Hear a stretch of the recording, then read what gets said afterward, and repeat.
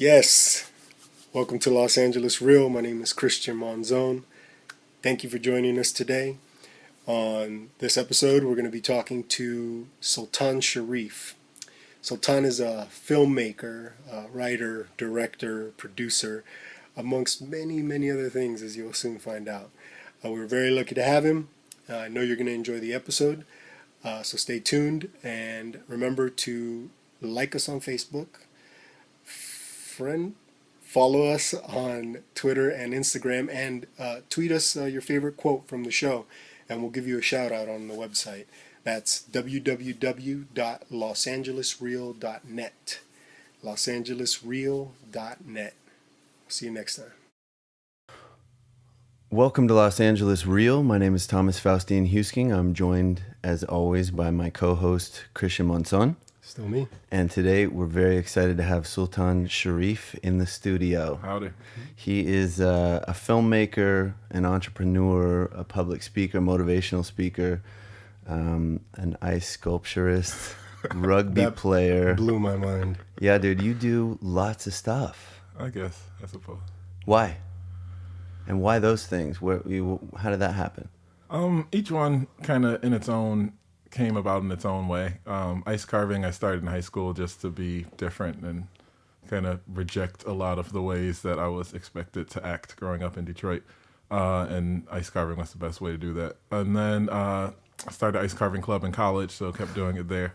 And then started playing rugby in college. I played football and wrestled and stuff in high school, and it just, I don't know, I feel like I don't like systems that like take away from originality, I suppose. Right. And so football was always that way. I was good, but then the better you are, the more like politics that brings. Especially my high school was really good at football. So and then I went to college at University of Michigan, which doesn't get more big time in terms of its football coverage. And so rugby was like the perfect medium, like love of the game and out there, but like if nobody shows up, then no one cares. You're just playing ball, you know. Was it D or O? Defense or offense? You played? In football, I was tight end, so I was Tight offense. end. Yeah, That's what I figured. good hands. It was either that or defensive end. Yeah. I'm pretty, I guess, quick runner and catcher. So. Are you still fast? Yeah, I guess when I'm in shape. Right. But and I still play every now and then, even out here in Cali. With somehow 10 of my rugby friends ended up moving from Michigan to LA, so we have a little cohort here. Are they all involved in the industry as well? They're all... No, they're all over the place. Legal, finance, teaching, kind of all across the board. Gotcha. All right. So I have a question about rugby. It's not wildly accepted by, the masses. Why rugby for you? Like, what was it? What was the allure? Because football and, American football, it's similar, but obviously a lot different. Mm-hmm.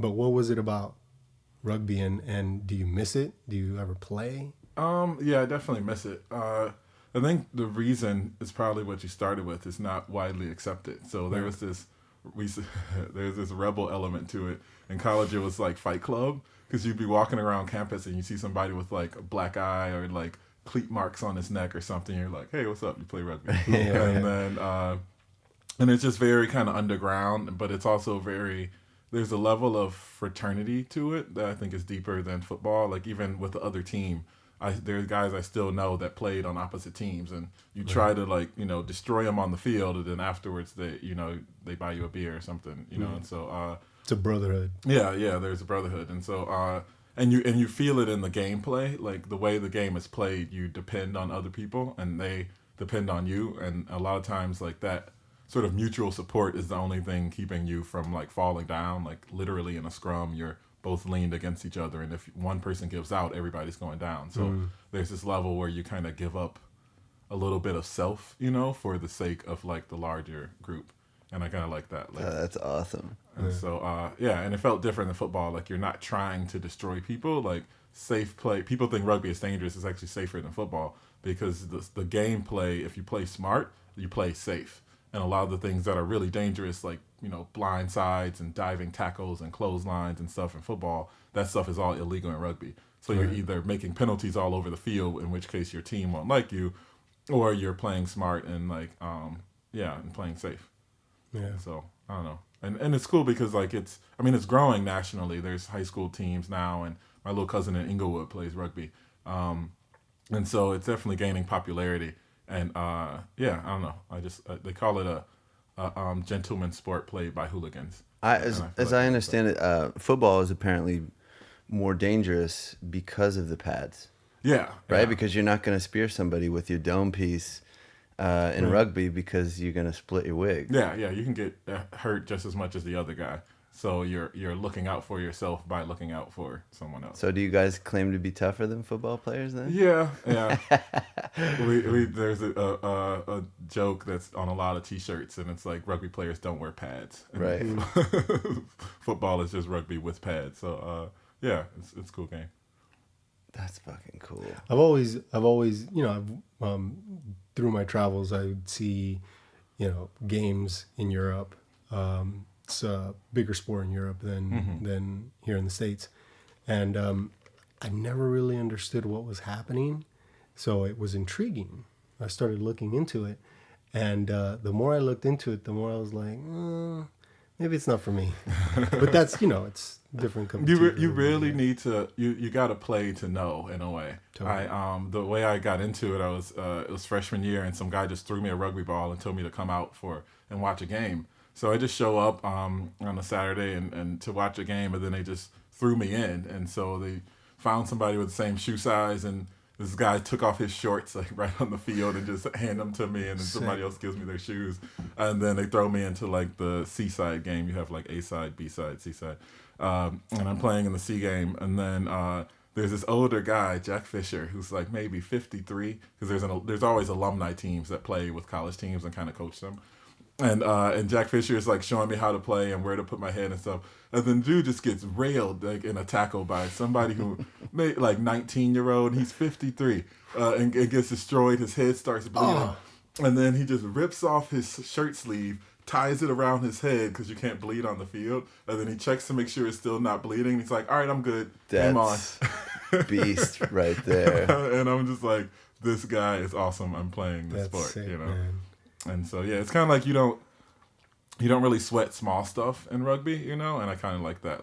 You don't get into all the petty skirmishes. Somebody might boot you or cleat you or punch you or whatever, and it's just it's not for babies like in soccer where they'll take a fall just to get the penalty. No, none of that stuff. I mean, I like that notion that it's taught you how to not sweat the small stuff. Did you know that going in, and did it amplify?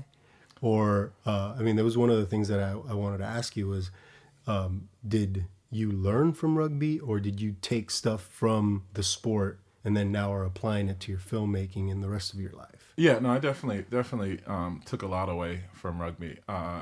Just a lot of it, just how you connect with people and how you just sort of nurturing and fostering relationships. Because I'd say for me and probably all of my rugby friends, our rugby friends are our best friends. Even you have people you grew up with in high school, and I have a really tight family.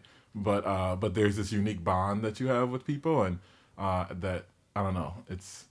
You can always. I just spent this last weekend with a bunch of rugby friends, and just an example. It was a guy's birthday in San Francisco, and I think 5 people flew in, just to have a chance to spend time with each other, and coming from all over the place just for a birthday, That's awesome. And then we had a rugby thing, rugby reunion in Vegas. They do this rugby sevens tournament, and it was in last month, or God, time is passing, in February, and I think we had 35 or 40 people, but it was from 5 generations of rugby. So there were guys who were in their late 40s and 50s, and then you had guys in their 30s, and then we sponsor a few young guys, so then there were people who were still in college, and you're all hanging out across all these different age groups, and that's how rugby is. It's like this, like I said, it's like a fraternity kind of, and and I think it forces you to grow beyond normal stuff that people get into, especially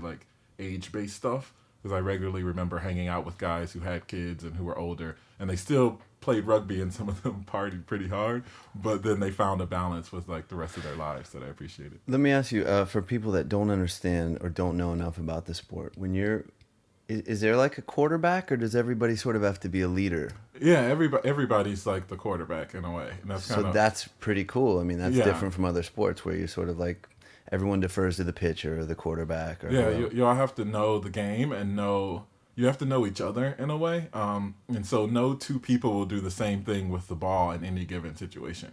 You know, every time it's completely different based on who's next to you. Like, and I have a scene like this in my new film, which is about rugby. But it's like if I'm running with the ball and I know that this guy, one up is on my right, you know, and then Scrumpy Jack is on my left. Like, I know what these guys will do if I turn right and spin around. One up immediately is going to know that I'm going to go into the tackle and then pass him the ball, you know? So he's going to just line up for that thing because he knows me and I know him, and we both know what the other will do in that particular situation. If I go left and like pass the Scrumpy Jack, he might know that I suck at passing left. I can pass right, I can't pass left, and so he'll Not an ambipasser. yeah. So he knows that if I go like this, I'm just faking a pass because he's like, Sultan's not gonna pass the ball up, and then so he'll immediately run in to like get ready for me to go down with the ball, you know, and then he'll stand there and cover me for like defense. So it's like every person on the field needs to be a quarterback in a sense, and there's no stoppage to create a play. Like you figure out the play. It's kind of like improv. Like you figure out the play as you're going along because you're listening to what the other players are doing in a way. Dude, that's awesome. It really is. It creates just a whole field full of leaders that are, you know, capable of improving like jazz musicians on the fly just to make a score. What do you call it? A try? A try. What the fuck? Is it a try at the field goal? You just say you can kick for points. See, we don't know any all our international See, listeners. people are don't gonna know, be like, football came from rugby, actually. Rugby is the missing link. If you ever wonder why football is football and soccer, or we call it soccer here and it's football there, Yeah. rugby is the missing link that fills that gap. So originally, it's funny, actually, at the University of Michigan, which has, like, the biggest football team and one of the biggest stadiums in the country, like, the original, we found an old newspaper from, like, 1830s or something like that, the first copy of the Michigan Daily, which is a Michigan paper, and it's about the rugby team. Because at the time they didn't have a football team, so rugby teams are called Rugby Football Club, because rugby football was a type of football, soccer, that was played with you picking up the ball. It was a type of football, you know, and then they dropped the rugby and they just start calling it football in America, and then so that's why and then what was football became soccer. Yeah. But it's all because of rugby, and then people just kind of forgot that they played rugby. Was it originally played with an inflated bladder of some kind? Yeah, I mean, it started at the rugby school where somebody just picked up a ball and started running with it. And then, But you guys call it a ball, though. You don't have like a special rugby name for it. I mean, if a score is called a try, I mean, how do I know what the language is like? You know what I'm saying? I'm completely ignorant. It's like, oh, we don't call it a ball. We call it a snookin' deacon, whatever. Yeah, and I'll be like, oh, that's reasonable. Yeah. No, it's just it's just a ball. Okay. Rugby. And Well, what it has done besides, you know, created bonds and forged friendships for you is it's infused your filmmaking, right? I mean, you're making this movie about a rugby player, and I mean that. How many rugby movies are there? Yeah, it's not a lot. I'm sure you know. Actually, how many are there? There's 2 other American rugby films, but I don't know how well they captured the essence of it. Right. Because it's a unique culture and it's different than European culture, just because of the history is a little different.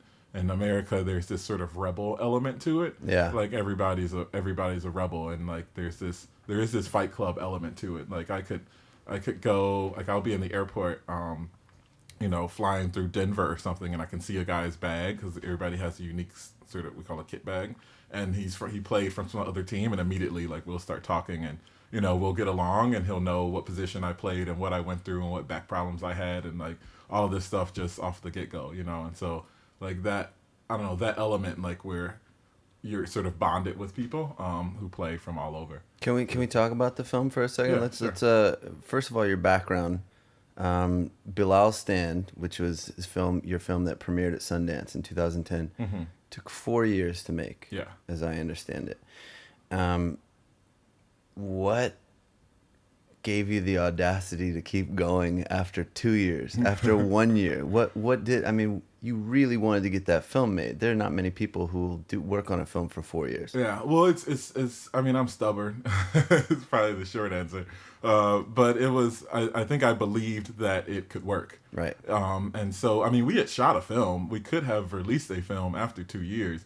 But I felt like we could do better. And I felt like it didn't make sense to start over or just like push a film out there if it wasn't like the best that we could do.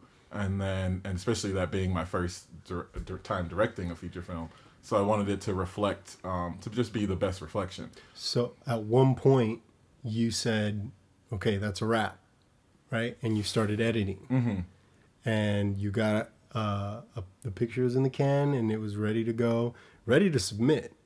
And then something has happened where you said, I'm going to shoot different scenes. It wasn't that linear. It was we started shooting with no money. So the thing was awesome. It's so cool. It was the act of shooting was in itself like making a statement. I'll try not to get too high level theoretical here. I studied a lot of like older styles of filmmaking and what shooting a film, like the physical act of it, like what that means and what that means in the places that you're shooting and how you're representing people. So when we started out, it wasn't just to make a film, it was to make a film in a certain way. Right. So I designed a class during my senior year at the university where we partnered high school students with college students. They would learn about the filmmaking process, and then they would become a part of shooting an actual film. It was taking ideas of like third cinema, which is done in like the post World War II, in like South America. It was started with like Los Olvidados, Luis Buñuel, and Salvador Dali, and a few other people. And then also like Italian neorealism, where you kind of acknowledge who you are in making the film and what your limitations are, and you make that a part of the substance of what you're doing. Wow. And you use that to even inform what you're doing. So if there's a person who doesn't have legs or who doesn't have a car and they have certain restrictions, then that then becomes a part of your film, because that way you're not being sort of dishonest in terms of how you're portraying them. You're not cheating in a way. Yeah. You're just you're trying to show reality so that people will feel sort of the real as opposed to feeling your adaptation of the real, if that makes sense. Yeah. And so we started shooting, and we had this meeting before. So we're shooting 16 millimeter film, and we had a meeting 2 weeks out, and we realized we had about $12,000, which would be enough, even with all of our community organizing that we were doing. That'd be enough to get us about 2 weeks into the film. And then my professor, who was my producer at the time, we sat down and we were like, "Do we do this? You know, like, do we just go ahead?" And I was like, well, the movie is about this kid who doesn't know how it's going to work out. He's trying to get to college. He's barely getting by working at his family's taxi stand. And then he starts doing ice sculpting to try to win a scholarship to get to college. Way to be honest. Yeah, exactly. And so it's like, we would be being dishonest if we didn't go forward, because we're trying to send this message in the story about somebody following their dreams, even if you don't know where that's going to lead you. So we can't start out by lying in a way and doing a short or shooting on digital even, because we had these sort of rules of how we were going to play the game. And so we just went for it. We were like, we'll trust it to the universe, and we'll either be right or we'll be wrong, and either way we're willing to accept that. That's awesome. So we just start shooting. And I in that probably 5 weeks of shooting was full crew, all students. There was only one person who was a professional, and that was a cinematographer. And even he was a student at AFI at the time. And then, we just went for it. And there were probably 5 miracles during the process of shooting, like stuff you could never possibly ever imagine would like go down, you know. Like one quick example, the place where we went to go rent the equipment truck from. So my family owns a cab company, and that's what the film was about, right? And we go into the equipment rental place. I had shot a feature film the summer before, a 35 millimeter feature, when I was 19. And so the guy knew me already, and we're these crazy kids who shot a 35 millimeter feature when we're still in college, you know? So I come in and I'm basically about to try to barter to get 60% off this 2-ton grip truck that we need.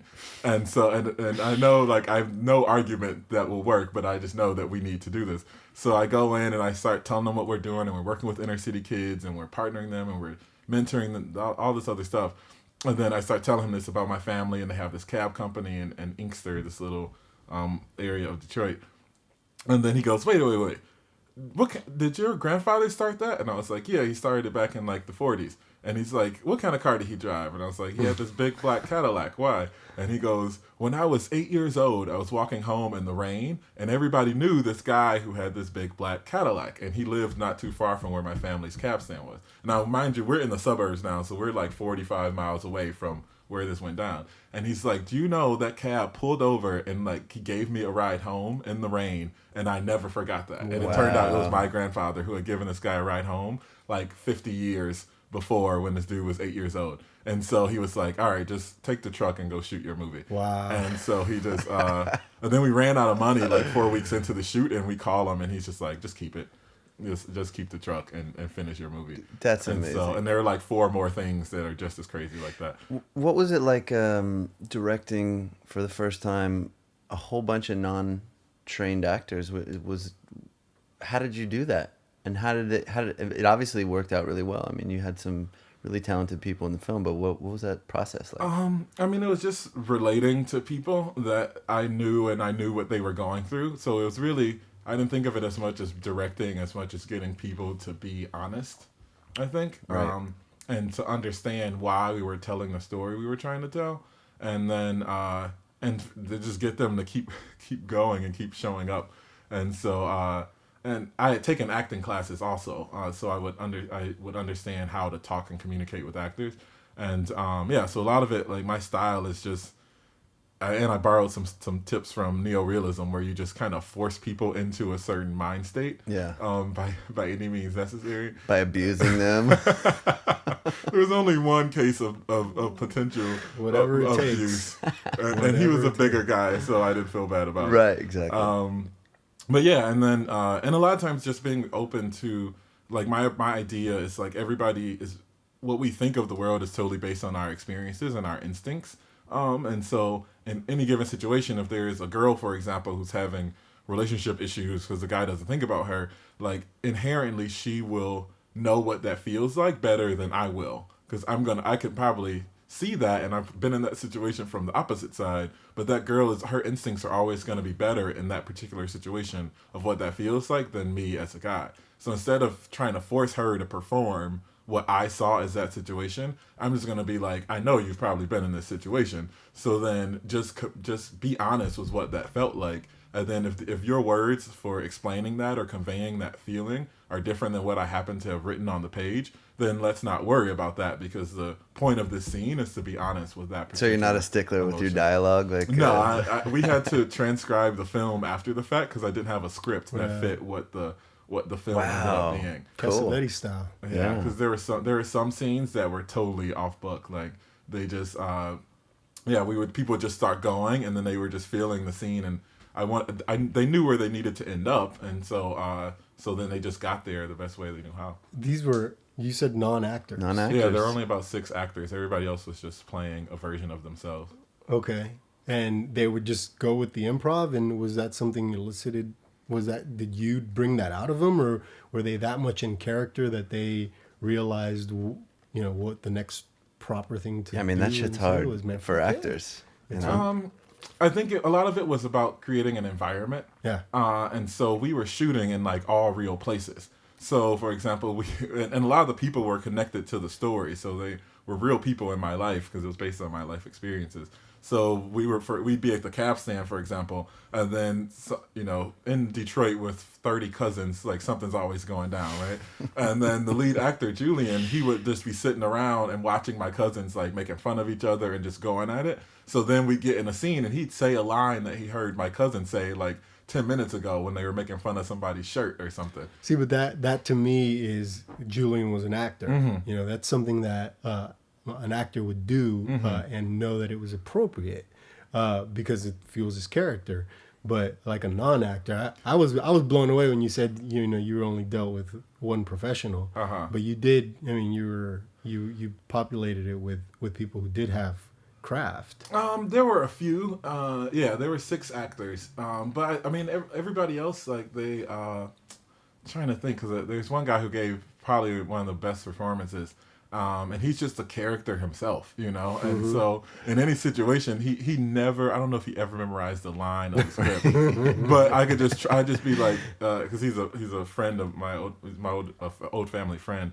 And I'd just be like, what would you say to him if he walked in and he was in this situation? He'd be like, first I'd make fun of him for wearing that shirt, because that shirt is ugly as hell. So I'd be like, all right, start off with making fun of his shirt, then move towards talking about this thing. So I wasn't able to use, like, I had to change my language in order for them to get over the hump of feeling like they were performing. Like, they just got used to the camera being there, then they would just, like, act normal. Man, what an experience. Yeah, dude, describe for everybody what it was like to get that phone call, because I know that a lot of people listening aspire to have, we all make independent projects, and Sundance is like, that's the shit, you know. You're getting a call from them saying, hey, you got in. Was it, what was that call like? Were you like sitting on the crapper? Were you in the car? What was it was surreal all the way around. So I got to back up to set it up a little bit. So I shot the film originally in 2006, and then it took us 8 months to get our footage back because we didn't have enough money. So I was doing fundraisers. I did a handwritten Kickstarter. I wrote letters to 200 people and was like, if each one of you sends me money. Wow. So then that took 8 months to get a fourth of the film back. Then once I got that fourth of the film back, I cut a trailer. Then it took 4 more months to get the actual film back. So now we're summer of 2007. I realized I need to do reshoots because there's 3 scenes that didn't work. I was basically watching dailies 8 months later. So we do reshoots in 2007. And then screen the film once in fall of 2007, realized we need some more stuff. I had voiceover in 2008, do another round of reshoots, and then I added this animation in 2009, in January of 2009. And then I was on a fellowship at the time, so I had this guy, because I knew I didn't have any more money and I wouldn't for the film, so I hired this consultant to submit to film festivals. And this is probably March of 2009. And then I paid him money sort of out of my fellowship. And then I kind of forgot about it, to be honest, because I was working on another film. We were in the middle of shooting. So we're shooting this movie Muslim with Danny Glover and Nia Long and Evan Ross. And so I was actually in the middle of that shoot. It was Thanksgiving. And then we had driven down. It was so crazy. We drove down to Mississippi. It's Wednesday before Thanksgiving. I get a call from my producer. And she goes, hey, I just got an email from someone at Sundance saying they're trying to get a hold of you, but they can't reach you. And so in true starving artist fashion, I had like maxed out my credit cards, right, making this film. Like I just put it all out there. Kevin Smith style. And then, and so what had happened was like, I was now working on a new film, but I hadn't reset up my business line that I used to have. Mm-hmm. And then my old address, which was from my website, my business address, had been shut off. So they've been trying to email me and trying to call me for like 2 weeks, and they couldn't get a hold of me because my junk was turned off. So then I called the number back, and then the lady calls me 6:45 p.m. Wednesday before Thanksgiving. It's crazy because I'm in the house where we grew up in. It's about to get real crazy in here. Yeah. The house where we grew up in that I had kind of burned down when I was 14. So I hadn't been in this house since I ran from it when it was like on flames and I was a ninth grader. Damn. And so Wow. My mom, the house got rebuilt and everything. My mom had retired and moved down there. So I'm in this house for the first time. My brothers and sisters, who I haven't seen in forever, are all entering, and then my phone rings. And then she's like, congratulations, you got into Sundance.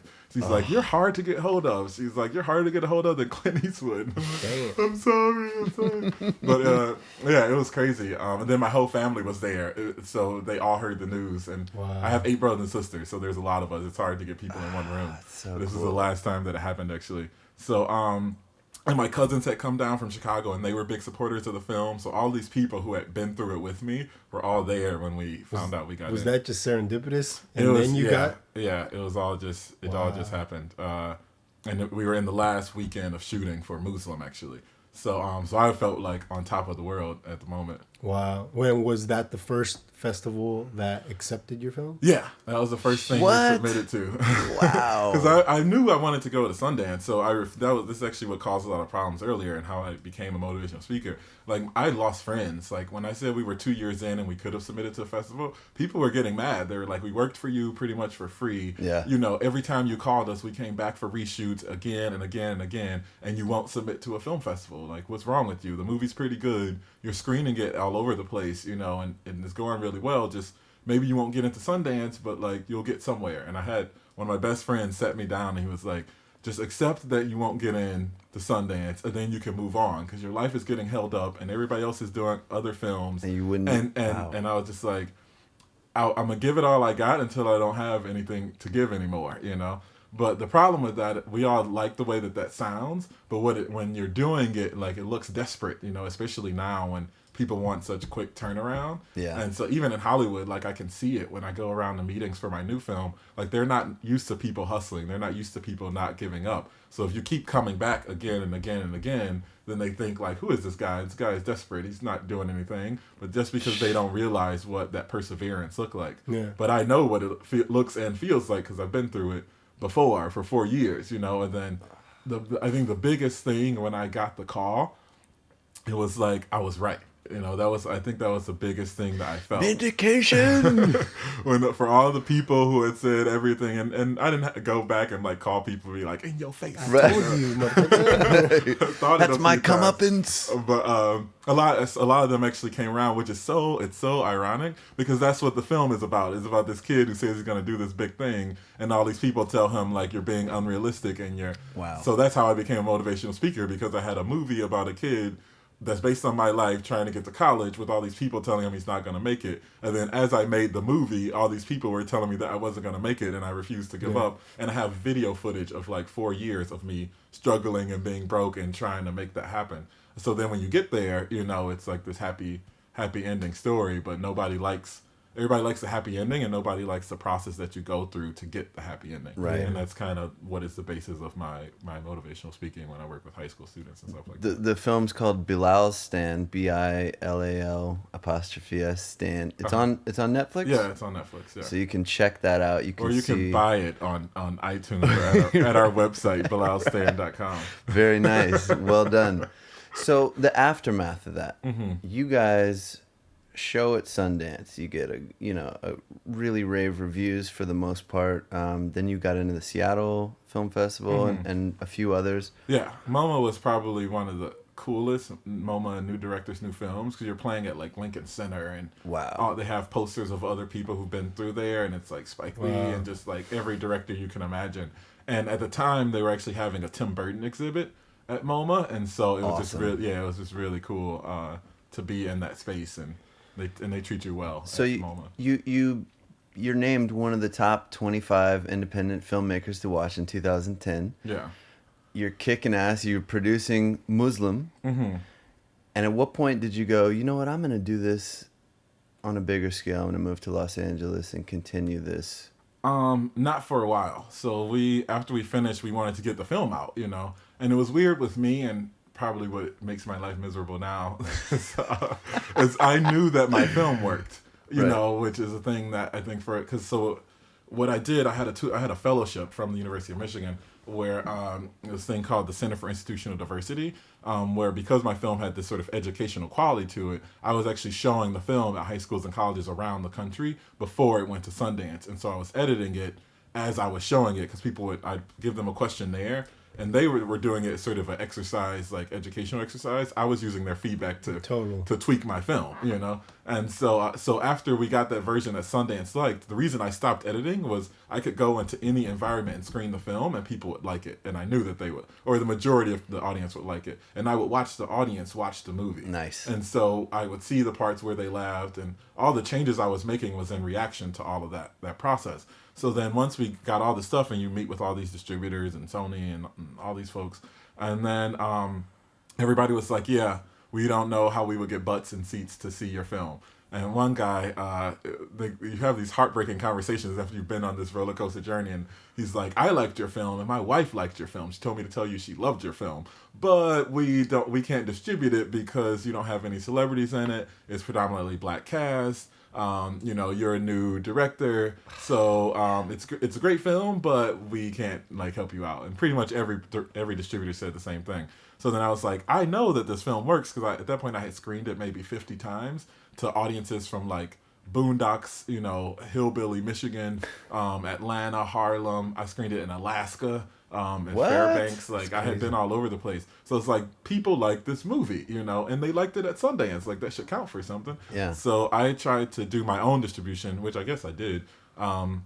We set it up independently at theaters around the country. And then a big educational piece where I went to I was on tour for a year. So I'd say I went to about 50, 60 schools showing it and then doing my speech. So I was on the road straight for a year. And then I was developing the new film at the same time, trying to avoid the traps that I had fallen into while not sacrificing some of the sort of beauty of what we accomplished in the way that we made the film. And so then I did that for a year, trying to do it in Michigan. And then I kind of realized I needed to get names in the film, which is what you need to get distribution nowadays. I needed to just make the leap to come to LA. Well, what it sounds like to me is this fucking film took a lot out of you. Yeah, dude. Okay, stamina-wise. Mm-hmm. Now, granted, you're wiser. Your experience brought you to a place where you can now say, all right, I know I can do A, B, C, and D, and it's going to make everything better. Would you do it again? People ask me that a lot, and I don't get that hypothetical because I wouldn't be here had I not done it, and who knows what would have happened. Sometimes I regret how long it took, but I honestly, I do it again. I see so many people in this town who have who talk about what they're going to do, and what they're going to accomplish, and like they don't know. And even for a lot of the artists, like they don't know what that feels like. Like I was talking to my friend who's a director the other day, and we're both in development hell, and we're bitching about actors and agents and managers and all of this stuff. And then I was like, dude, this might sound elitist in a way. I was like, but all these people who are working on the desk, most of them didn't go to film school to work on somebody's desk. They went to film school to like make movies. Yeah. And we're both trying to do that. Like we're both making movies. So in a way, we're living the dream that like they gave up on a long time ago to try to get a job and pay the bills, So we don't have the right to complain about how difficult it is or how many challenges you have, because we can always say that we're doing what we set out to do. And we both have been through so much before to get our movies made. Now we're just both doing it at a higher level, where now it's managers and agents as opposed to other types of things that you had to coordinate through. And so I think it requires a different way of navigating, and there's a different language to it.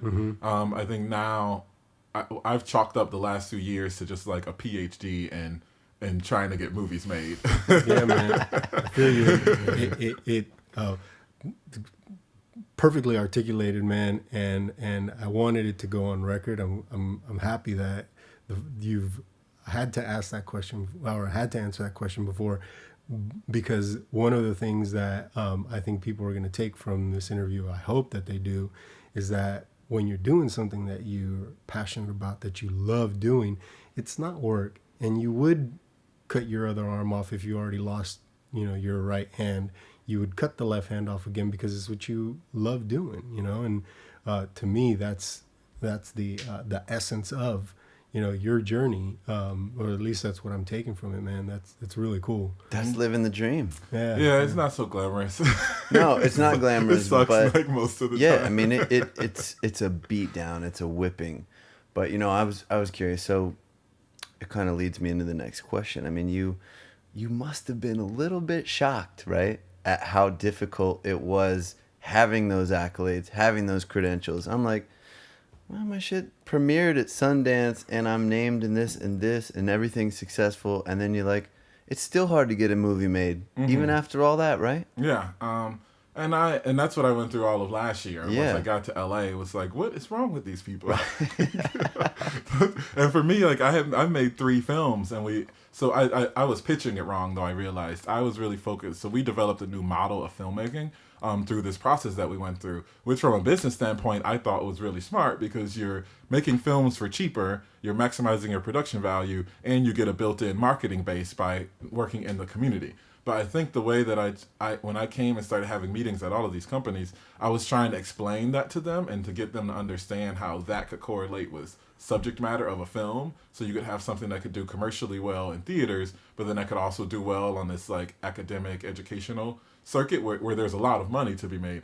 But then I realized like they don't know that world. And I was assuming that anybody older than me had more experience, and I'm going to sound cocky.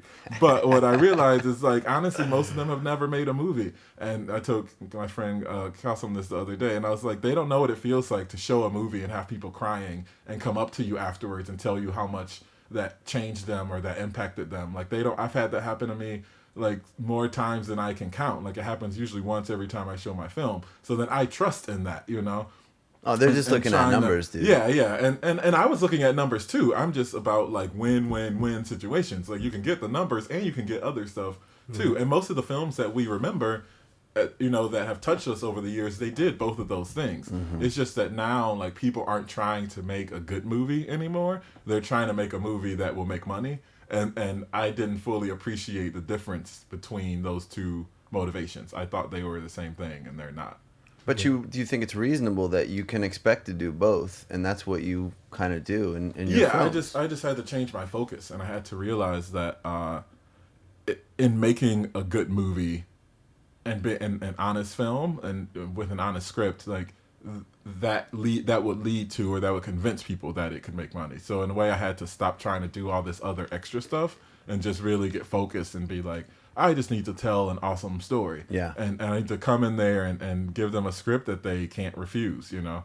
And then at the end of the day, like, because I have people, I can call and talk to, but that's pointless if you're not giving them something that they think will benefit them, you know? Like, they need to read it and be like, I will get a promotion if I get this movie through, you know? Yeah, right. And that's how you need to approach it. Is that where you're at with the new film? Do you feel like the new film is going to... I think it's rounding that corner. I spent a lot of time, like, looking at what's been working. I'm fortunate that I travel the country regularly, so I can check in with people in Jackson, Mississippi, and then check in with people in San Francisco and kind of see what they're feeling. What types of movies did you watch recently? What did you think of the movies that won the Oscars? What type of stuff do you like to see more of or less of? Like, I'm kind of always doing that kind of research when I'm traveling. And so I feel like I use that to inform what's in my script. And so I think I'm almost there. I need to, like, make it a little bit more meaty, but in what way? We're in a time of like eccentrics, you know, like everything needs to be to the extreme. Right. Like subtlety. I think subtlety will work on screen, but what one criticism I got last time I was out with my script was like, don't assume that people reading this will have the imagination to understand what you can do visually, right, or what you can say visually. Like, don't make that's the problem a lot of people make. They're assuming that, like, of course people will get this and they'll get why this shot is relevant to that line of dialogue 3 scenes earlier. Look how clever this is. Yeah, and so and when our friends somebody read it and they were like, this is just too smart. Like, it's too, but in a way it's in its being sort of too smart. It's not being, I don't know how to describe it, like merciful in a way. Like, you need to be merciful with the people reading it. And understand that you're writing it just as much for them as you are for the audience. So I can trust myself to make a good film. Like, that's not what my concern is. My concern is, will the 23-year-old who just graduated college, who's some agent's assistant, you know, who grew up in suburban America and had the typical experiences that most kids have, and then they got a job on a desk, will they get the script? Because it doesn't matter if, like, some actors will think that the characters are really unique or that the situations are really, you know, complex. It's whether or not this kid thinks it is enough to pass it on to their boss, who then will read it and then hopefully pass it on to an actor. Oh, that's bullshit. I can't even believe you have to deal with that 23-year-old assistant at your stage. You know, you should just be able to go like, hey, yo, well, I was talking with my friends who's an agent at CA, and she was just like, there is a lot of you, Sultan. Sundance has been around for 20 years, and a lot of the older people have more credits under their belt, you know? Like, there's 100 people who come out of Sundance every year, or 80 at least with features. And so, you know, all of them can say that they had a film at Sundance, and you can say that for the last 3 or 4 years. And so, or last 10 years even, you know, and they're all trying to do stuff now. They don't know shit about ice sculpture and rugby and the you know, the African American experience in Detroit and cab stand. They don't know all that. That's crazy. Huh? Yeah, but in a way that can sometimes be more of a barrier than it is. Let's talk about that, because that's really fascinating to me. Yeah, I mean, I think it's funny. I was back home with one of my friends who I would always get into these large social discussions with, and he was like, "You seem a lot more black than you did before you left." I was like, "Yeah, I never felt as black as I did back home as I do here in LA. Like, you feel it differently." And I'm not like I'm the preppy one in my family. You know, I don't. People always say you don't sound like you're from Detroit. And I usually go, well, what do people from Detroit sound like? Right. But I knew that growing up, and my parents did that intentionally. We sound like the Cosby Show because that's what we had to talk like. Was whatever they said on the Cosby Show, it was okay to say. But yeah, there's this way in which I don't know, like there's the culture of a lot of what it is. I'm realizing is a class thing. It's the culture of talking about what you're going to do and how you sell something. Versus doing it. Like, I'm a doer. So I, like, before I would go into a meeting and I'd be like, I did this, I did this, I did this, and now I'm gonna do this. You know, you should believe me because look at what I did. Right. But then and look at who I am, because even if I'm back home and I say I'm from Inkster and I went to University of Michigan, immediately people are like, whoa, because they know kids from Inkster don't go to University of Michigan. That happens, like, at least for black men, that happens maybe, I'd say once every, like, and I know this because I used to work in admissions, once in every 6 or 7 years that happens maybe. Whoa. And when I was in school, there hadn't been another kid, a black male from Inkster, to go to University of Michigan for 9 years, I think. And for people who don't know where Inkster is or what it's like, what would it's just a lower income area of Detroit. What would it be akin to here in LA?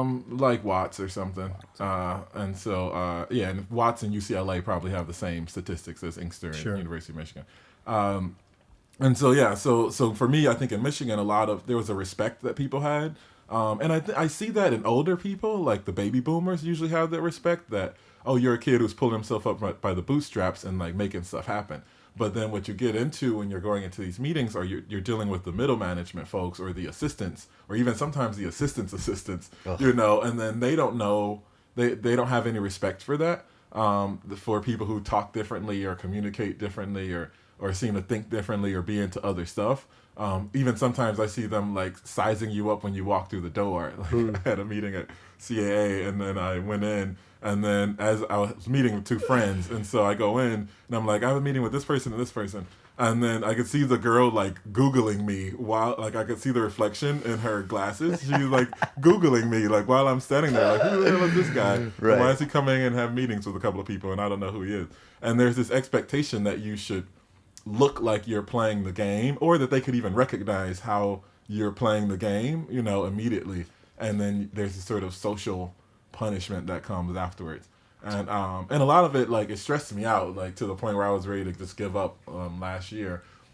But then I just had to accept that, like, I have a certain process, and I think a certain way, and even communicate a certain way. And for me, that is my strength, you know, because I can usually get along with people from any background. Like, I'm the black guy, you know, and I don't think people fully understand what that means. You know, like if you think about most movies or TV shows, like there's usually a black guy, right? But then what is that guy's experiences like? You know, like he must have a black family somewhere, right? But he tends to always be hanging with this usually mostly white group, and in most of these like middle class types places or environments, right? But there must be some other side to him because of the fact that he's black and he lives in America. Right. And so for me, like, and I'm Muslim too, so that's a whole nother world. I know. I can't wait to talk about that too, dude. This is that crazy. I have to navigate. And so for me, I'm trying to like condense all that I am and to like show them.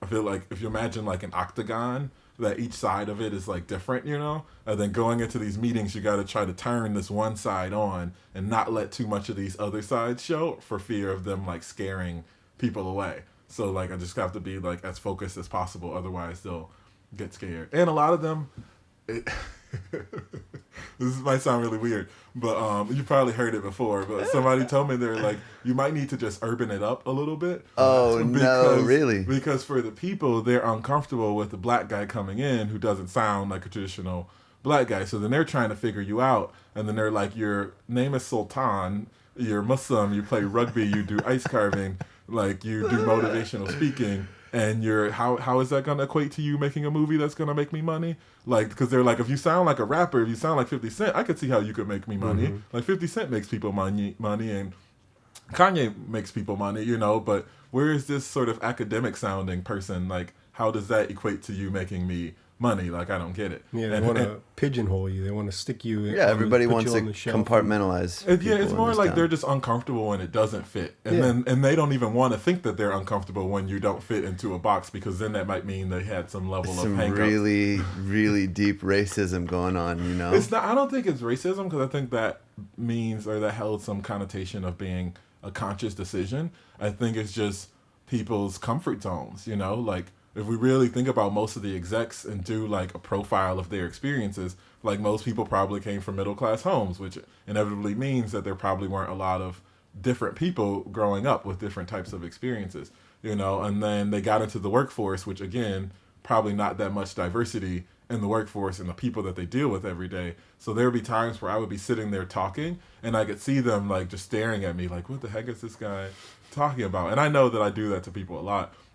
But I'm just like, I guess I maybe get cocky with it, but I'm like, if you don't understand what I'm saying, you could ask, or you could try to understand what I'm saying. Like, don't just sit there and then nod and then be like, I can't wait till this meeting is over, right, so this dude will stop talking about stuff that I'm not getting, you know? Yeah. But you're just blowing minds everywhere you go. What? You don't fit into the way I understand the world? This is crazy. Yeah. So you said you talked about a year ago giving up. Mm-hmm. What would you do? I don't know. Give up what? Right. Would you give up filmmaking? Would you give up trying to fit into that mold? Would you stop trying to get people to understand that, hey, you know, you are a filmmaker with something important to say? Like, is there an element of wanting to prove that you could do it? Like wanting to stand out with not being traditionally black, playing rugby, ice carving, getting a degree from Michigan from after, you know, growing up in Inkster. Like, what would you give up, and what would you do then? That's the thing, is I don't even know what I would do. So giving up is just as scary as continuing to keep going. It's like walking to the edge, knowing that if you jump, it's it. Yeah. And so I feel you. I know what you mean. I just wanted you to. I think part of it too is like what giving up what, like somebody asked me when they were because my original script was very, so that's the thing, I just made a big change in my script too, but it was like super sort of had this social point to it. And then one of the guys works at a big distribution company and finances a lot of indie films. He was like, I think you're really talented, and so I'm going to tell you this just to help you. And he was like, are you trying to make a point or make a difference? You know, he's like, if you're trying to make a difference, then you need to be a player in the game, you know, and you can eventually get to a point where you can implement all of these ideas that you have, but you need to accept that point might not be right now, you know. And he was like, this script that you've written, talking about my older version, he was like, Tarantino could get this made in a second. Spike Lee could get this made in a second. People would love it and, you know, tell them how awesome it is. But you're not any of those people. And so you need to accept that fact and then trust in yourself that even if you do something different, like you take a little detour, that you'll make it back to this other point. And I think that was, for me, that was what the scariest thing was. It's like, if I stop doing what I know that I can do really well, and what gives people, I think, a lot, like I think a lot of people they would have this shock when they would see my film, or just this surprise of like, I didn't think that I would enjoy that, you know, like a lot of people told me that, especially young white guys. Like they would come up and be like, I just came to this movie because my teacher told me it was extra credit, but like I really liked it, you know, and I really liked the message of it, and I experienced something similar in my life, you know, and so I was trying to like make sure that I would get that element again in my new script, but I think I was sacrificing consideration of the people, the sort of gatekeepers, you know, because there's a level of consideration you need for them too, and even for yourself, for them to know how to market your film. Yeah. You know, like we went into a meeting at a big company, and then that was the first thing she asked was like, I like your script, it was really good, how do I market this film?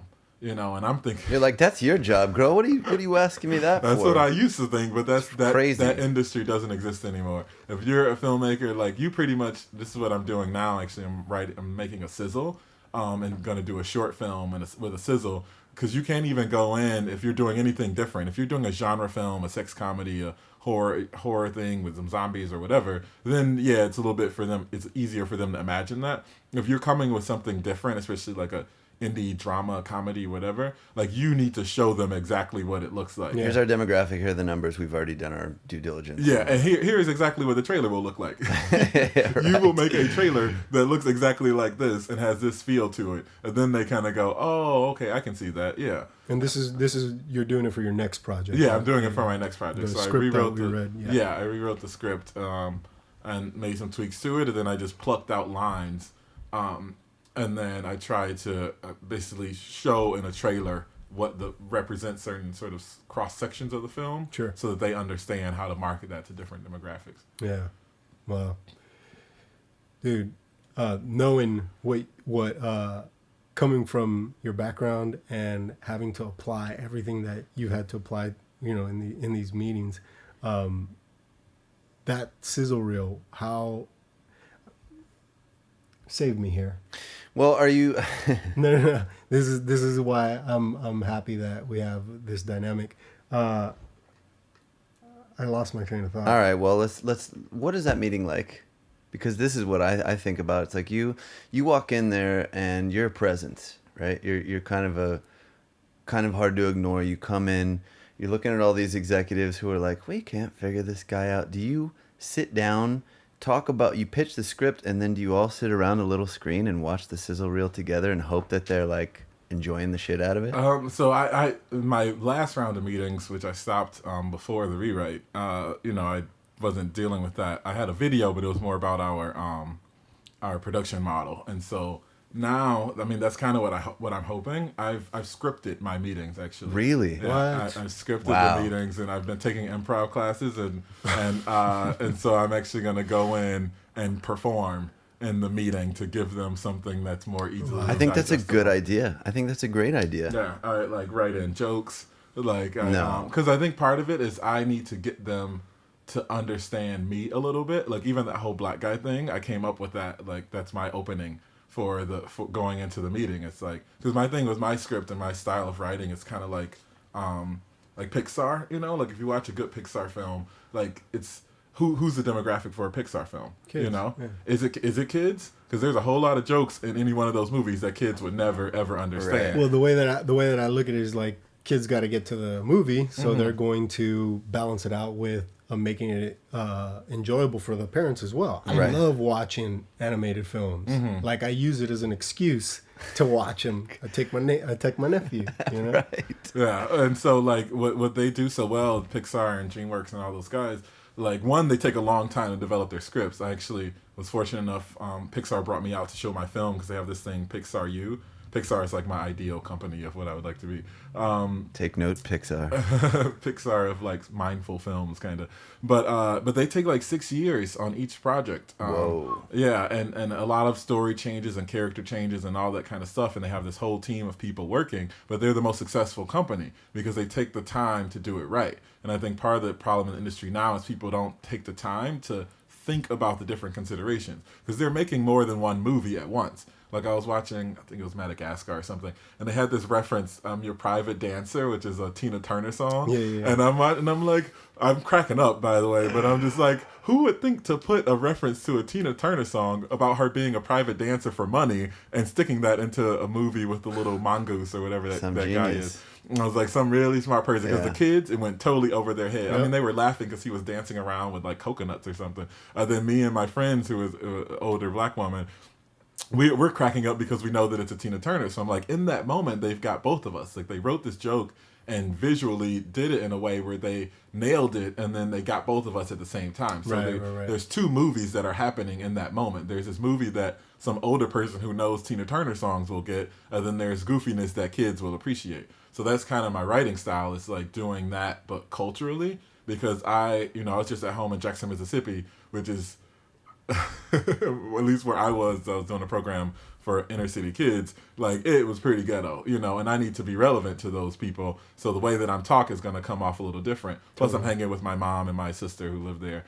And then I turn around and fly to San Francisco with my rugby buddies, and then a bunch of, you know, upper middle class young professionals in the Bay Area. So then that's a very different environment to be in, you know. And so for me, I have to navigate those regularly. So my pitch, I go in and I'm like, I am the black guy, right? Now think about this black guy, like I was thinking of even going in with like a PowerPoint and showing them like different TV shows and movies and all these other things that all have the black guy, from like the guy on Captain Planet to, you know, Steve Urkel, I don't know, to Will Smith, to that guy on The New Girl. Like there are all these people who, hey, and I'm like, we all know that he's there, you know, but he must have some unique perspective on the world, because what do his parents think of all of his friends, or what do his cousins think of all of his friends, and how does he go between those different spaces? Yeah. So that's kind of why I start off, and then I tell them a little bit more about myself so they understand that journey with the ice carving and rugby. And so then get to a point where I'm like, they have a sense of,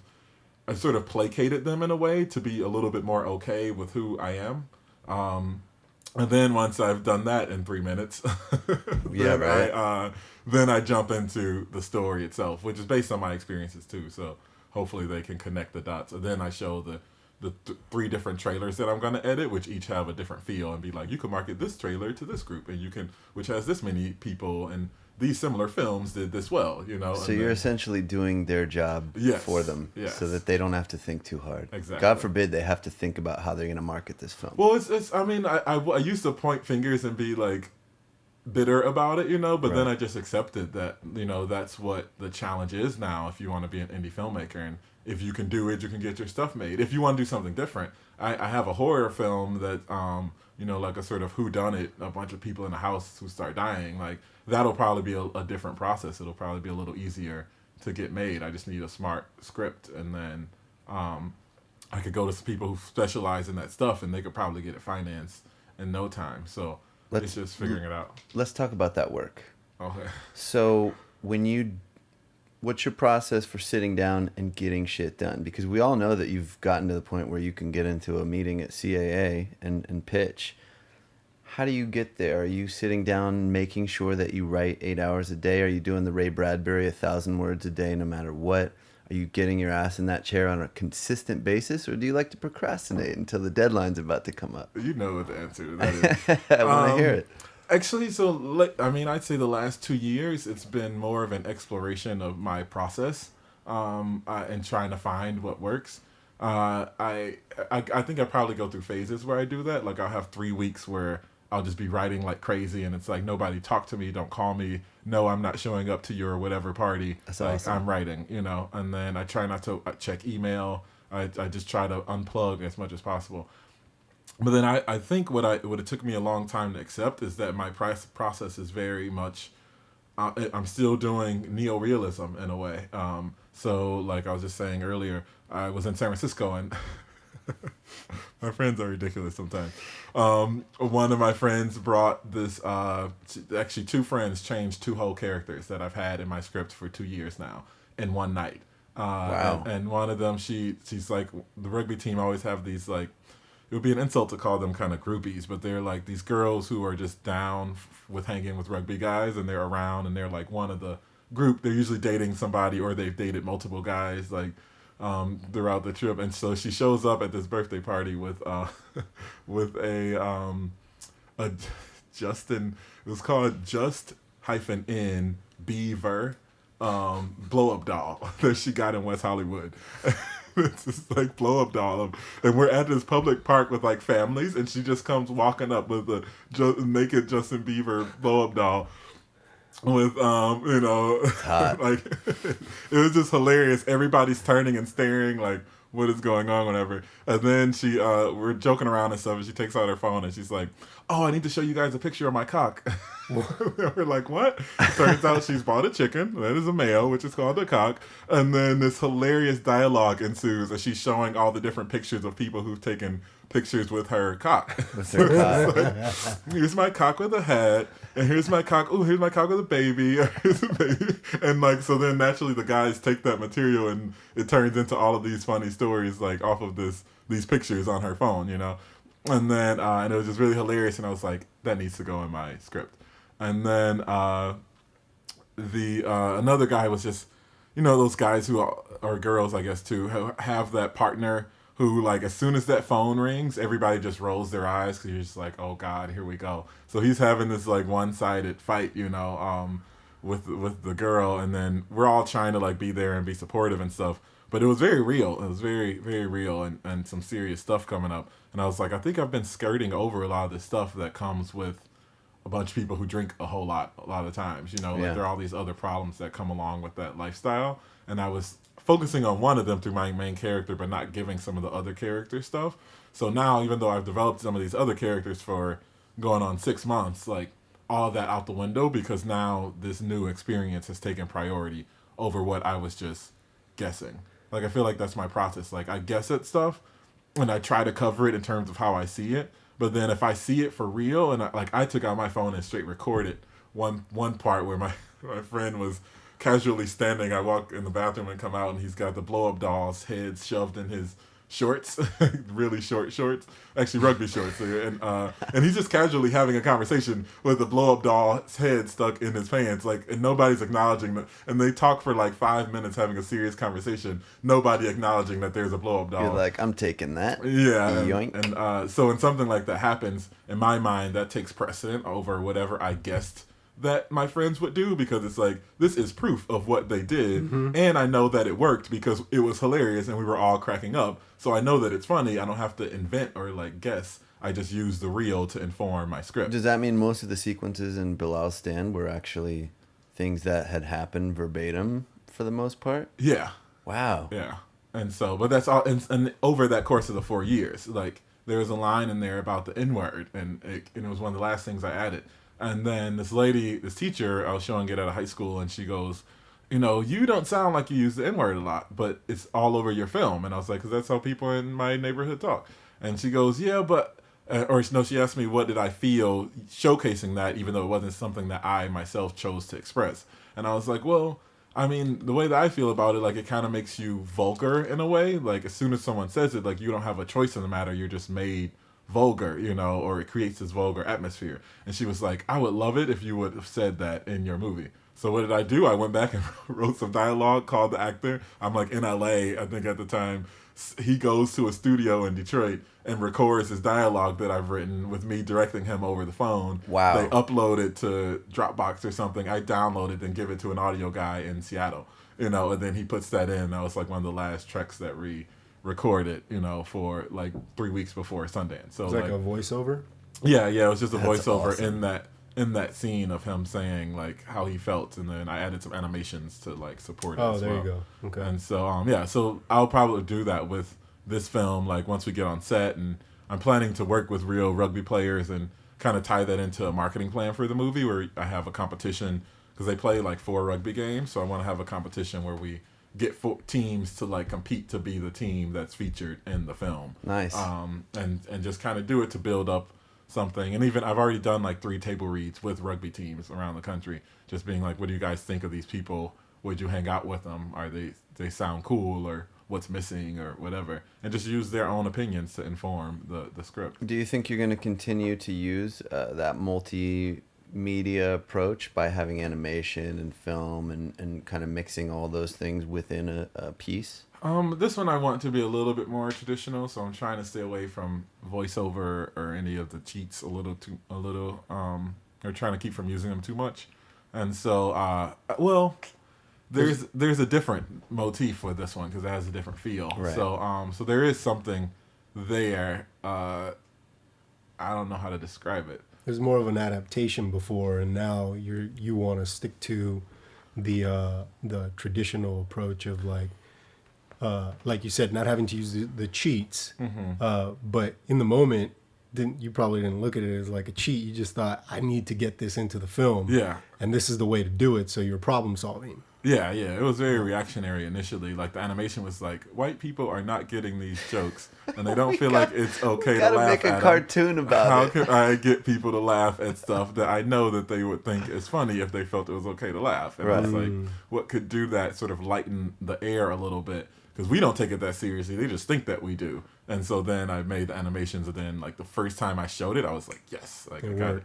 And so for this one, there's a visual motif. The movie's about, this rugby player who is kind of like a crazy partier, and then he's kind of like a lord of his own little world, of southeast, what we call Downriver, Michigan, which is where like Kid Rock is from. It's very trailer parky, and racial roles are kind of blended a little bit.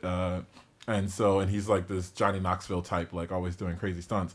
And then he gets diagnosed with a rare disease, and then the doctors are like, you'll be fine. You just need to stop playing rugby and stop drinking and stop partying and surfing down the stairs on doors. And he's like, well, that's my whole life, And so he meets this girl, and then they fall in love, and then sort of the story of her trying to get him in check.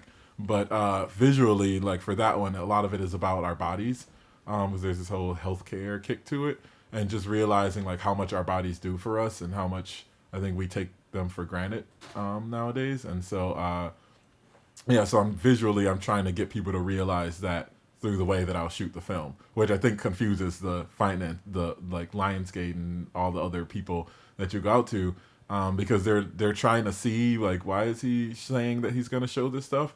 But for me, it's I'm trying to think of what people usually relate it to. If you think of like Three Kings, like I guess that's sort of a feel that's similar to it, or I would like to think or hope. But trying to show the value of these cutaways and these unique perspectives on paper is really difficult to do. And so that's why I'm hoping if I shoot a sizzle and just show them what I'm thinking, then they'll get it a little bit more. Are you critical of the healthcare industry in this film? Because I don't think we can show this movie. A lot of it was informed by that. My sister's a doctor, and we're really close, and she would call me all the time when she was going through medical school, and just with all these, we're all very efficiency focused, and so when systems are inefficient, it's like it doesn't make sense to fit into the system because you know that it's inefficient. You need to find a way to make the system more efficient. Like that's where the necessary work is, and so what she came up with, and she eventually went back to school after medical school to get a master's in public health, and that kind of informed my script also, was that like most of the people in the system are there for lifestyle reasons. They said something like 70% of the people in the healthcare system are there because of how they live their lives, whether it's smoking or eating McDonald's every other day and not exercising. So if you think about what healthcare is, like what we see as our system of the government sort of system, or however you want to look at it, is a bad attempt to try to regulate what are individual decisions. Because if 70% of the people made better decisions, then they wouldn't be in the system in the first place, and then the system could do a better job of treating those other 30%. And most people only come to the hospital or think about their bodies even when something goes wrong, Like I remember I would get strep throat a lot, and like swallowing was like the biggest deal in the world, when you have a sore throat. Like every time you swallow, you think about it, and you can like imagine your esophagus closing, and you're like, it's coming, I'm gonna swallow, give me some honey and some lemon.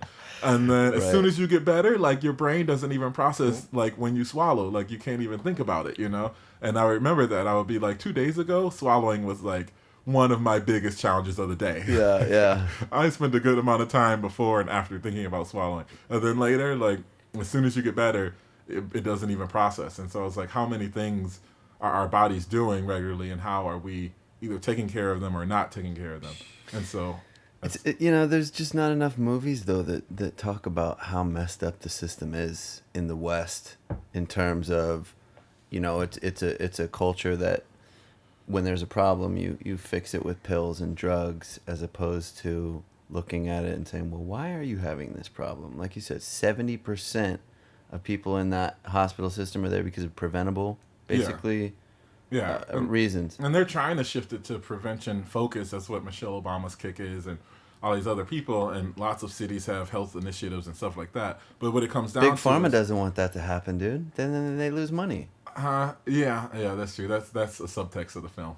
That's what I was asking a long time ago. It's Yeah. You got to be careful of how critical you are because they will right? crush Because they're like, stories. well, we don't need to distribute this film after all because you said some things that weren't very nice. Yeah, but I tried to keep from pointing the finger in any one direction. Like I feel like at the end of the day, it should always come back and point at yourself. You know, like most of the things that we want to see differently in the world, we could probably do differently with ourselves. You know, and so for me, that's kind of like that becomes the focus of this particular story. It's like there's always going to be some system, and most systems are going to be flawed. But at the very least, you can take control over your own system, you know, and you can take care of your own system. And if you're not doing that, then in my opinion, like don't go around complaining about how somebody else runs the system when you aren't taking care of your own system to begin with. You know? Awesome. And so that becomes kind of the theme of the film. You know, at the end of the day, I mean, the audience is going to, you show your movie to a group of 10 people, they're going to take something different from it anyway. Yeah. So, I mean, you could set out to send a message, and that message is going to be misconstrued along the way. And that's what makes a good film, right? Yeah, I mean, yeah. And there's multiple themes to it. Like what I really wanted to capture and what I sort of had to discover the theme for myself, like in the time it's taken me to make the film, that's kind of what I chalk up to it. Because I'm like, my reasoning, it might be flawed, but it's basically, it's a very bootstrappy argument.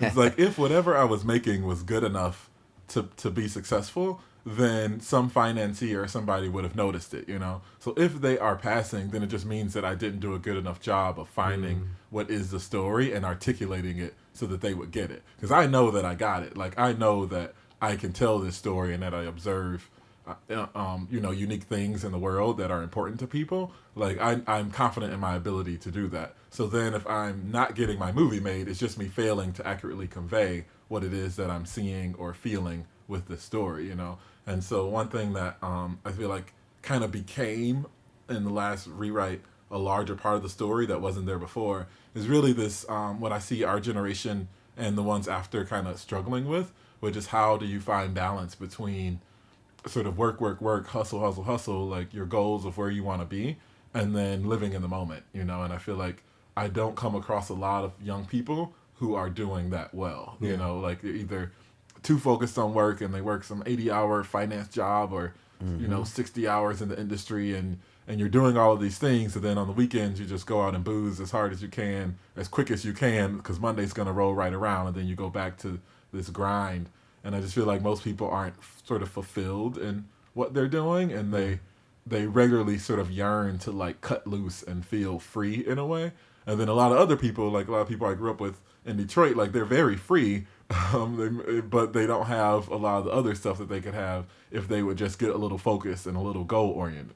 So, and this is from my own struggling with it that I'm telling this story because I think in a way it was just me getting more honest about like what am I going through, you know, and like that's what it is. It's like I want to enjoy my life. I don't want to be miserable all the time, but I'm a filmmaker, which like, and I'm trying to do sort of mindful, independent films, which comes with a certain level of misery, you know, that you're just gonna put yourself through that. So how do I find balance between doing what I want to do, or essentially being who I want to be, and then being happy while being that, or trying to be that? Like, it's hard to be happy nowadays, you know, like we have Facebook and 1,000 other things, but a lot of times it just keeps us like distracted and like getting something that we really like tangibly want and will continue to want is really tough. It's really tough to find that. This is an interesting segue because I wanted to talk about spirituality. So how do you find that balance? Do you do yoga? Do you meditate? This will be we could talk a little bit about growing up in Islam. You guys were very traditional, so you were praying 5 times a day from a very young age. For the most part, as much as we could. Do you still practice? Yeah. I mean, I find that it does help me keep balance. It's just hard to stay disciplined. We are not a generation of discipline. Discipline carries with it more of a negative connotation, I think, than a positive one nowadays. Which is too bad, you know? Yeah, it really is. And so for me, like, it's interesting because I've been, even in recent days, been struggling with this. Like, I'm trying to find the best way to describe it. it's a conundrum and a catch-22, like spirituality or faith is, because you're trying to live by certain rules or standards that you've sort of accepted that you know are sort of the right way to do things, or perhaps the best way to do things. With a certain amount, at least in Islam, like there's this idea of like submission, and I think of it as just sort of accepting that someone else might know what's better for you better than you do. So even if you want these other things, like we associated it with like training the other day, like there's lots of different approaches you could take to like getting in shape and losing weight or whatever, but there's one that's probably will work best for who you are, you know? And so in trying to stick with that, even if you fall off or you cheat on your diet or whatever, like if you stick to that as close as you can, then you'll come out in the end a little bit better off. But the journey of that is this constant battle of like accepting failure, you know, like you're striving for perfection, but you are simultaneously told you'll never reach perfection. So you have to regularly try for something that you will never reach, and you can't stop trying for it, you know? So it's a really weird. Well, that's I think Sounds like golf. What's the guy's name? Power of Myth that Cameron brings up all the time. Joseph Campbell. Joseph Campbell talks about. I think it's a Krishna quote. Krishna says we have the right to our labor, but not the fruits of our labor. So we have a right to do our work, but you don't have a right to get rewarded by it. You know, so you just have to. You have to accept that you're going to keep doing the work and hoping that, you know, you get that reward in the end.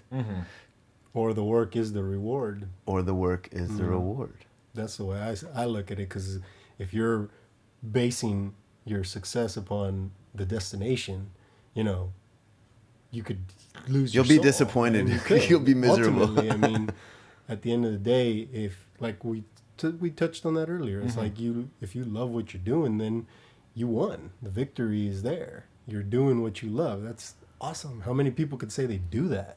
Yeah. You know? Is it okay to mix different spiritual disciplines in Islam? In other words, when you're growing up, was it okay to sort of dabble in Buddhism or Christianity, or is it very strictly like, you know, that stuff's wrong and false? I mean, most of it is I'd say with any sort of religious belief system, like 90% of it is all the same, you know, like the differences are so minor. And like, that's why I think I don't even get into like larger politics nowadays where religion is concerned, because it's so stupid, and it's the small stuff. Like we make the smallest stuff so much bigger than the larger stuff, which is much more important, you know?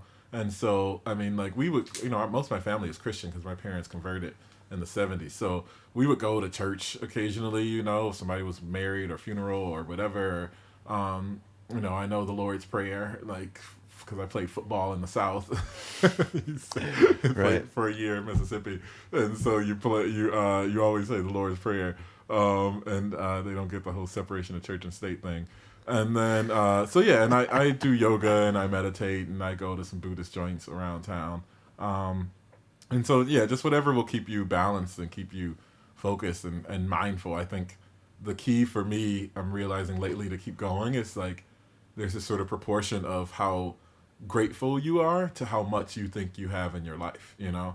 And so on one sense, I could be like, oh, this sucks. I'm miserable. Like I haven't made a film in 2 years. Like, what am I doing with my life? You know, but then on the other side, I'm like, I regularly fly around the country. Like I did 2 cities in a week and I don't even think about it, you know? I know airports like the back of my hand from here to DCA to JFK, then, you know, then back again, you know? And so, and I get to meet really cool and interesting people. And then I'm always, I think, making progress, even if it's just learning lessons, even sometimes for the 3rd or 4th or 5th time, and just appreciating a different nuance of an old lesson, you know? And so yeah, so I don't know. I think for me, like spiritually, like, I'm always just trying to grow. And if I'm growing, even sometimes when you fall down and you're trying to figure out how to get back up, like I think that's the most important part of growing and of spirituality is like when you're down and you're like, how the heck do I get out of this? You know, how the heck do I get back to where I was or where I'd like to be or I think I should be? And then that's where the meaty stuff comes from. And so, and for me, I try to use that to enrich my work. Like whenever I'm in that place, like really stressed out or really bummed out about something, and I'm like, all right, now's the time to just write and just use it. What are you feeling? Because this is probably what other people are feeling too. Yeah. Like, I don't think we experience the world like individually. Like, there are lots of things that everybody's going through. So if you can just be honest when you're in that situation and allow yourself to be vulnerable as a writer, then you can hopefully come up with something that other people will inherently relate to because they're going through it also, you know. It's awesome. Perspective. Yeah. What we were talking about Yesterday, trying 2 to days ago. trying to come up with a tagline for our show. Mm-hmm. And I don't know, there was something about perspective that really strikes a chord. We settled on living the dream, but there was something about perspective that just kind of resonates, you know, because when you do change your perspective, you can then push your focus onto what's good in your life or what's bad. You know, if you focus on what's bad, then you're going to fall into that downward spiral of negativity, and you know, where is that going to lead you? Yeah. You know, but roller coasters, you know, ups and downs, ebbs and flows. You know, we all go through them, like you said. It's just about communicating that, I suppose. Yeah, and I think like sort of zooming out in a way. Like one thing I didn't make this quotation up. Who said it? I like that though, zooming out. And like Yeah. I came up with that zoom in, zoom out idea. But somebody said obstacles are what you see when you take your mind off your goal. You know, because otherwise, like if you think about a hurdle, like someone who runs hurdles, like the first time in elementary school or something when they jumped that hurdle, like it probably took a lot of thought and consideration. Like they got ready and then like ran and then jumped, you know, and maybe hit it and fell or something. And then they probably fell a lot more times since then. But then when you get to the point of, you know, even a high school track runner or a college or Olympics, like those hurdles are nothing. Like they're just running. Like they don't even break a stride. The hurdle is a part of their run, you know? And so I feel like if you're a filmmaker, like that's what it is.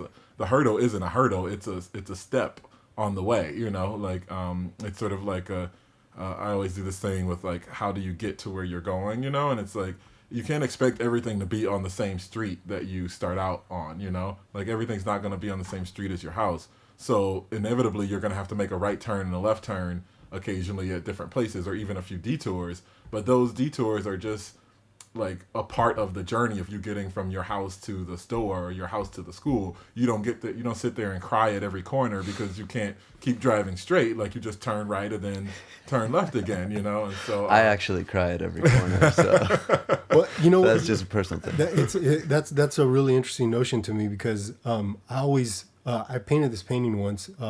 It just, I was really high at the point. I don't smoke weed anymore, but I used to. And I had this revelation, like everybody's trying to remember. We you know, talk about aspects of our body that we ignore and we don't really focus on it until it breaks down. Well, what about our minds? You know, we're always trying to remember. If I didn't have a memory or a short-term memory or whatever, I'd be like, what the fuck am I doing here? Yeah. Or how do I get to my mom's house? How do I make those turns, you know? And we take those things for granted, man. Anyways, I thought that was interesting that you mentioned that because it's one of the analogies that I use when I talk about memory to whomever.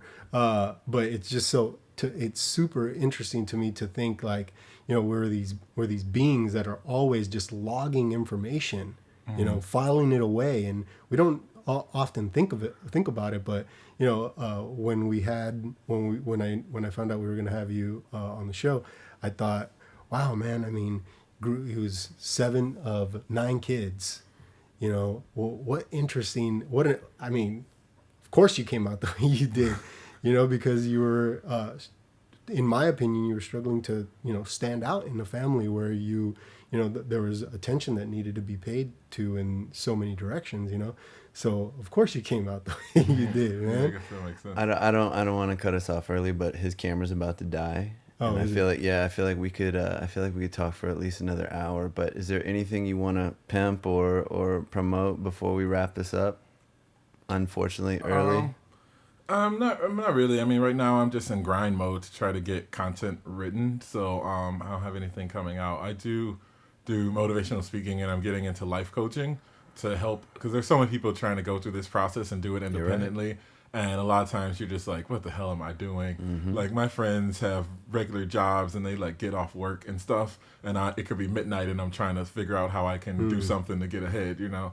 And so I'm this program called Cut the Blank, which is focused on like how do you get focused on where you want to be and how do you find a sustainable way of continuing to like move forward, whether you're a high school student or an artist or musician, whatever the case might be. And so yeah, my website is just cuttheblank.com. People can check that out. Yeah, but other than that, I don't got too much. Well, this has been a really inspiring episode, and I hope everyone's taking something really cool away from it. I have one last thing. I mean, since we still have a little bit of time, man, I just being filmmakers, I know why I'm doing this podcast, this show. I know why I make films, and part of it is to learn from people. And I would like you, if you can inspire us in some way. What would you tell a fledgling filmmaker through your experience, man? What would be that one little bit of advice that you would drop on them to move forward to whatever it might be? Fail as much as you can. Like I have this new thing of I'm trying to fail at something every day.